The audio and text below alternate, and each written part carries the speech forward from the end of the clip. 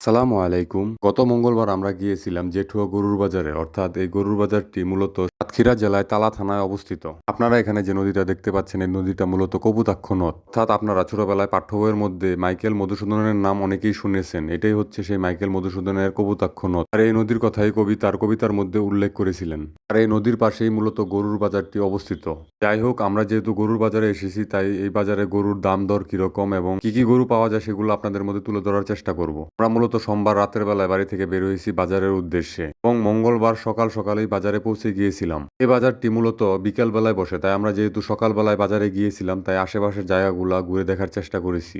জেঠুয়া গরুর বাজারটি মূলত বিকাল বেলায় বসে, অর্থাৎ 12টার পর থেকে গরুর বাজারটি শুরু হয়। এখানে সকালবেলা দেখতে পাচ্ছেন কিছু গরু রয়েছে, এগুলো সবগুলো ব্যাপারীর গরু, অর্থাৎ ব্যাপারীরা এখানে আগের দিন গরু এনে রেখে দেয়। এবং কিছু কিছু ব্যাপারী দেখলাম সকালবেলায় গরু ছেড়ে নিয়ে গেছে খাওয়ানোর জন্য এবং দুপুরের পরে গরুগুলা নিয়ে আসবে বাজারে। যাই হোক, গরুর বাজারটি খুব বেশি একটা বড় নয়, তারপরও এখানে প্রচুর পরিমাণের গরু উঠে থাকে। আর এখানে মূলত দেশি জাতের যে ষাঁড় গরু রয়েছে, সেই ষাঁড় গরুই মূলত বেশি উঠে থাকে। আমরা কিছু কিছু ব্যাপারীর সাথে কথা বললাম যে মূলত এই গরুগুলা কি ইন্ডিয়া থেকে আসে না বাংলাদেশের ভিতর থেকে এই গরুগুলা নিয়ে আসে। তারা বলতেছে এলাকার মধ্যে যে গরুগুলা রয়েছে সেই গরুগুলাই মূলত এই বাজারে উঠে থাকে, অর্থাৎ এলাকার ভিতর থেকে এই ষাঁড় গরু কিনে নিয়ে এসে ব্যাপারীরা বাজারে উঠায়। আমরা যেহেতু সকালবেলায় বাজারে চলে গিয়েছিলাম, তাই আমরা দুপুর পর্যন্ত অপেক্ষা করেছি এবং দুপুরের পর থেকেই মূলত বাজারে গরু আসা শুরু হয়েছে। আপনারা এখানে দেখতে পাচ্ছেন কি পরিমাণ গরু বাজারে উঠেছে।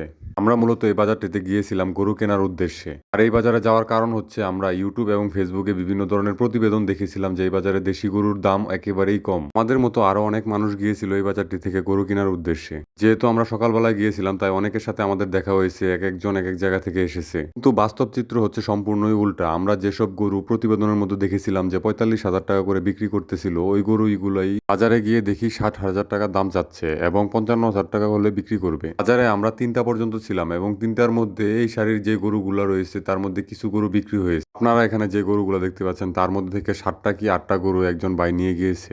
আমরা ওইখান থেকে, অর্থাৎ ওই বাজার থেকে 3টার পর চলে এসেছি, কারণ যেসব গরুর যেসব দাম চাচ্ছে ওই দামে আমাদের দিক থেকেই গরু পাওয়া যায়। এখানে যে গাবিটা এবং বাচ্চারা দেখতে পাচ্ছেন, এই গাবি এবং বাচ্চাটি মাত্র 23,500 টাকা বিক্রি করা হয়েছে। এখানে গাবি গরুর বাজারটি একটু কম রয়েছে, অর্থাৎ আমাদের দিক থেকে একটু কম রয়েছে গাবি গরুর বাজার। যেহেতু আমরা ষাঁড় গরুর উদ্দেশ্যে বাজারে গিয়েছিলাম, তাই আমরা ষাঁড় ব্যতীত অন্য কোনো গরু কিনি নাই।